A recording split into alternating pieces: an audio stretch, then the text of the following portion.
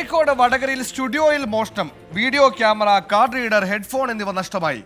CCTV ദൃശ്യങ്ങൾ കേന്ദ്രീകരിച്ച് പോലീസിന്റെ അന്വേഷണം തുടങ്ങിയിട്ടുണ്ട്. രാഹുൽ സുരേഷ് കോഴിക്കോട് ചെയ്തു. രാഹുൽ, എപ്പോഴായിരുന്നു മോഷണം? വിവരങ്ങൾ. സുഹൈൽ, ഇന്ന് പുലർച്ചെയായിരുന്നു വടകര അടയ്ക്കാത്തെരുവിലെ ഫോക്കസ് സ്റ്റുഡിയോയിൽ മോഷണം നടക്കുന്നത്.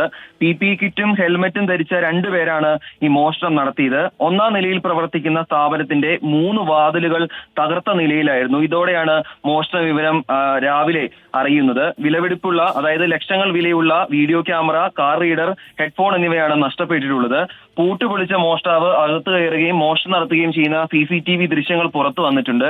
ഇത് കേന്ദ്രീകരിച്ചാണ് ഇപ്പോൾ വടകര പോലീസിന്റെ അന്വേഷണം നടക്കുന്നത്. സംഭവ സ്ഥലത്ത് പോലീസ് എത്തി കാര്യവിവരങ്ങൾ തിരക്കിയിട്ടുണ്ട്. ഉടൻ തന്നെ പ്രതികളെ പിടികൂടുമെന്ന വിവരമാണ് പോലീസ് നൽകുന്നത്. സുഹൈൽ. ശരി, രാഹുൽ സുരേഷാണ് വിശദാംശങ്ങൾ നൽകിയത്.